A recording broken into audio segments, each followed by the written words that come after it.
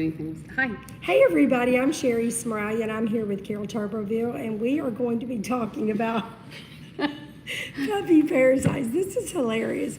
We are trying to be serious today and for whatever reason we can't because this is a serious topic. It is a serious topic, but we normally go live on Facebook. Facebook is down, but we've been talking about branching out to YouTube. Yeah. And y'all, we just are not there yet. We are trying and we're gonna get there though, and you guys are gonna follow us and love us on YouTube as much as everybody does on Facebook. So we are Teddy Bear Goldendoodles on YouTube and Instagram and Facebook. We actually have quite a platform where we've been doing our best to educate our fans on puppy care, about raising, training, grooming, everything about puppies. And I actually have been a breeder for over 25 years, and we raise Teddy Bear Goldendoodles and Teddy Bear Schnoodles, and now we have our own breed, the Teddy Bear Twoodle. And these are breeds that I actually created here. And our focus here at Smeraglia is on allergy-friendly, low to non-shedding dogs that are highly intelligent, that we can train for pets, for service, and therapy dogs. And so anyway, that's what we do. And every day we are just constantly just striving to educate our public and our fans and everybody about our puppies. So today we've been talking about puppy parasites. We already posted a little segment on external parasites, but now we're going to talk about the yucky old internal parasites. Yes. Things that you guys have asked a ton of questions about and you want to know more, and sometimes you are afraid of them because you don't understand them, and they do cause some problems with your puppies. So Carol, let's go over the top puppy parasites that you deal with on a daily basis. And the reason she deals with them is because Carol works on the team. She is our medical, she works with all of our medical, she's our medical specialist and works with our reproduction program and our training program. So if there's a client with an issue or a problem, their puppy went home, they had something, what's going to happen is we're going to talk them through it in the front office, but if they have more questions, they'll get, usually it's Caleb and Meredith, and then if they can't answer their questions, Carol will come in as the expert to really walk them through, talk to their vet, go over all of our protocols and what we've done prior to the puppy coming home so that they can know what's happening, what's going on, and what they need to know from there. So let's talk. So first off, because this is a new platform and a lot of people here don't know us, let me start by saying that here at Smeraglia, all of our puppies are supervised under veterinary care from the beginning. They get weekly checks. We do weekly fecal checks. We do health checks on the puppies. And all puppies have a health certificate just prior to leaving and going home where they've received a final check, a health certificate and health record signed off on by a vet. So we do everything we can. We have a medical protocol that actually has been not only written by our vet, but also critiqued and gone through by infectious disease specialists at different universities and with vaccine companies. It's really good. To make sure that we're on the absolute edge of making sure our puppies are as well protected as possible. Because we have vets all over the country, because I've been breeding dogs for over 25 years, and so our puppies have went to every state, so many cities, they see so many vets. And so literally we would get like from one vet in this side of the country, why do you do this? We don't agree with this. And then another vet, you know, you got New York and he's going to tell us this. Then you'll have Nashville and they'll tell you that. So finally we just got the specialist in the country that all of these vets pretty much look up to. And they critiqued our protocol. They looked at it and pretty much said it's one of the best ones they've ever seen. Well, and the best thing about it too is remember, because every region is different, your agricultural zones are different. It means the parasites and the things your puppy is going to be exposed to is going to be very different from area to area.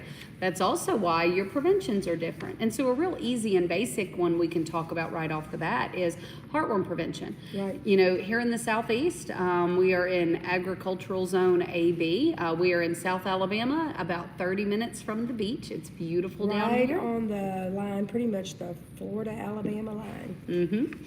And so beautiful weather down here, but it also means it never gets cold enough that we don't have a time of year without mosquitoes, which means heartworms are around year round.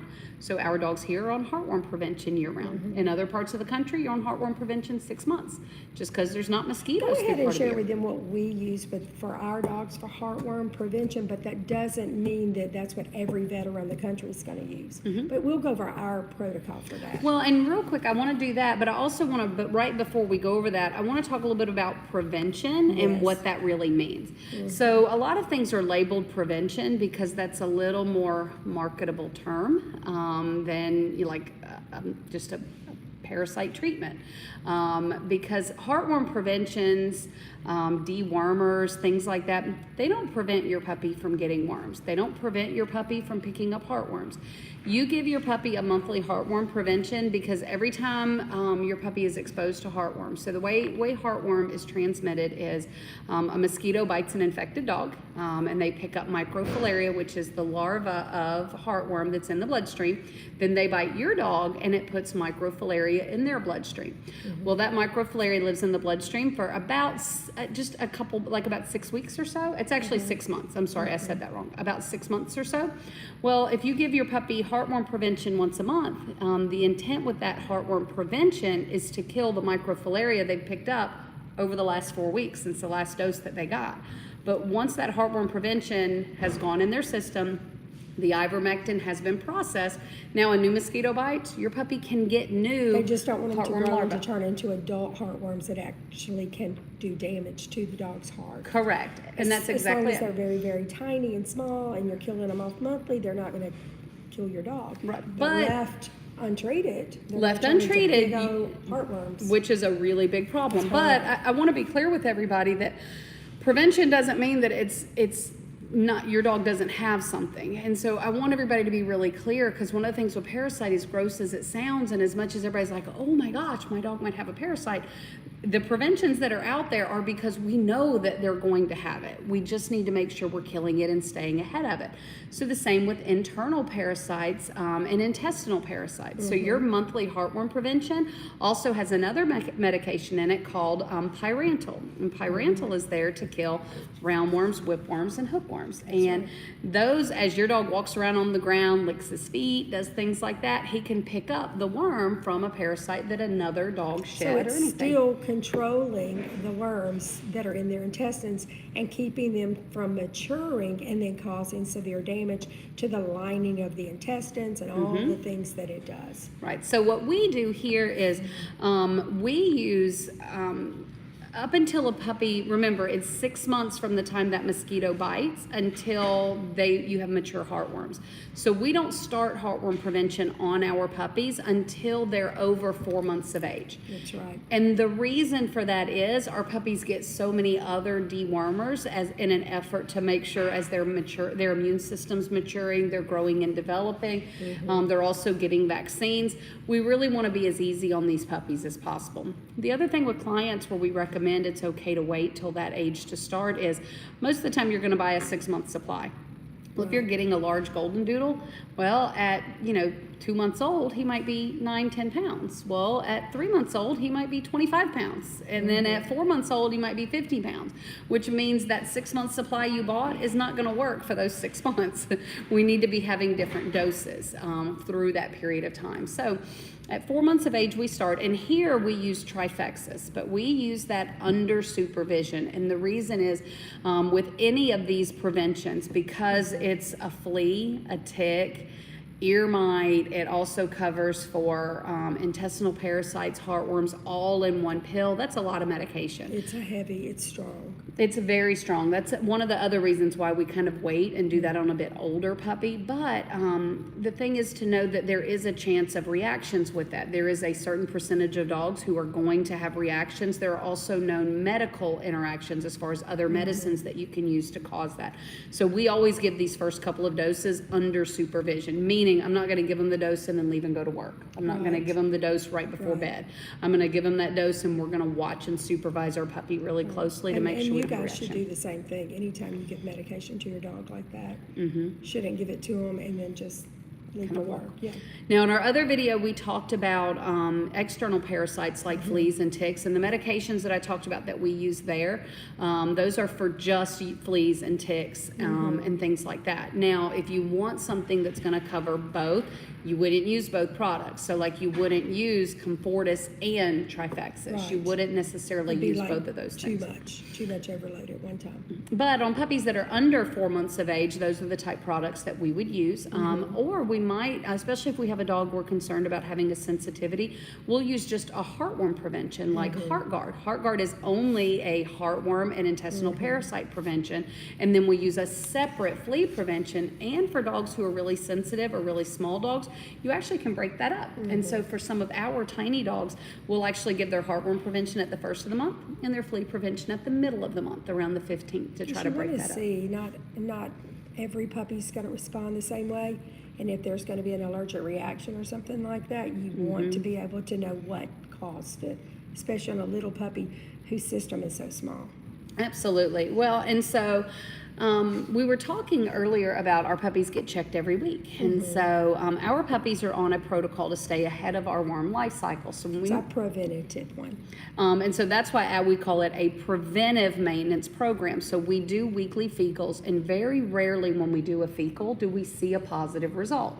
But we still deworm because we want to stay ahead of that curve. So what established our protocol?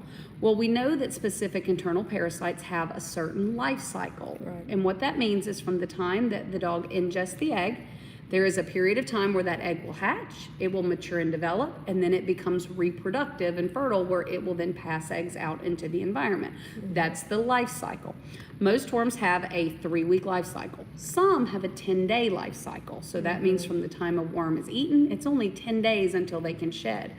The problem, you can see that. and you can see that. The thing is, most protocols do dewormings every 3 weeks. Well, you can see that if you're on a every 2-week deworming, or you have a 2-week life cycle or a 10-day life cycle, if I deworm my puppy on the 1st of the month and they pick up something on the 3rd of the month, and it's only 10 days till they pass, my puppy's not due for another deworming until the 21st, but they could be shedding new parasites around the 14th, just because that's how that life cycle works. So realize, even though we're doing everything we can based on our protocols, it doesn't mean that things aren't going to slip kind of in between. Now, our protocol is actually a little more aggressive than the typical 3-week, because we are in the Southeast. We actually deworm our puppies every 2 weeks so that we can stay ahead of that. Right, and that's good. And we don't typically see worms, but every now and then you'll hear, oh my gosh, the puppy, flew home and this happened, and the puppy was in training and they got it on this day, and we can look at the calendar and we can see, yep, they were dewormed here, the life cycle was here, and then they saw worms there. But it's going to happen, guys. The puppies are going to have worms. They're going to come in contact. You have to stay on top of it. We have to stay on it as a breeder while they're with us, and then whenever they get with you, you've got to stay on top of it. Well, and something that's always really interesting That's to why me. once a month is very good for you guys. It is. And the thing is, a lot of people will go, well, my puppy wasn't dewormed like it should have been. Well, we do deworm up pretty proactively.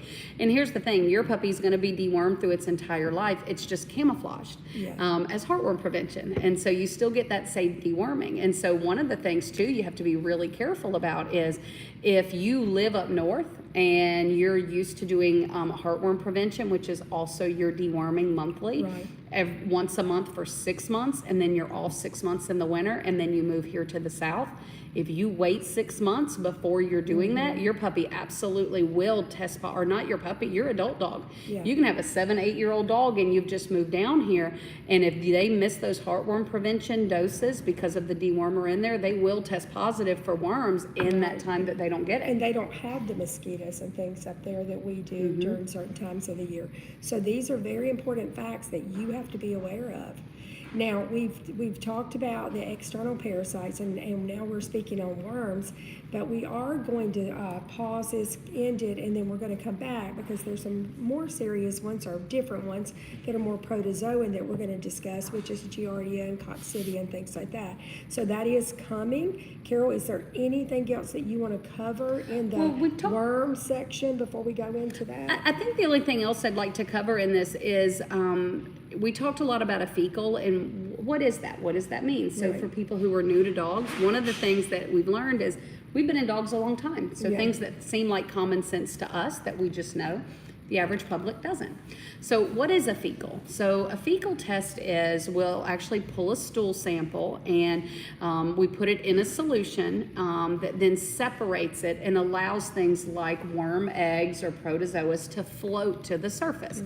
And then we take a microscope, a slide, just a slide cover, and we put it on the top of that float. It will stick to it, anything that's floating, and then we put it and we can view it under the microscope.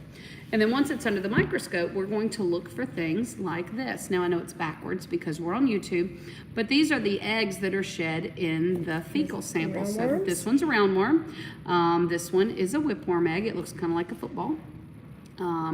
This one is a hookworm egg, and these are some of the ones we're going to talk about later. But just to kind of show you how complicated sometimes this gets, that looks like an egg. It's not. That one's pollen. This one is just plant matter. That's where a dog might be eating grass or eating some leaves. And that actually looks like it might be a worm, but it's not. That's where a dog maybe swallowed a hair. Isn't that interesting? Yes. So, kinda cool. And so, you know, this is what we do on a regular basis. Every puppy here gets a fecal every single week. If we have our protocol that we do with every single puppy, but we want you guys to just have a little bit more understanding about it. Now, we are going to continue educating you guys. We're going to speak about other internal parasites, and we're actually going to continue this. So if you like what you're seeing here, follow us here.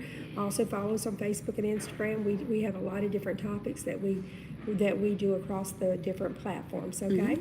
So you guys have a great afternoon, and we will see you later. Yeah.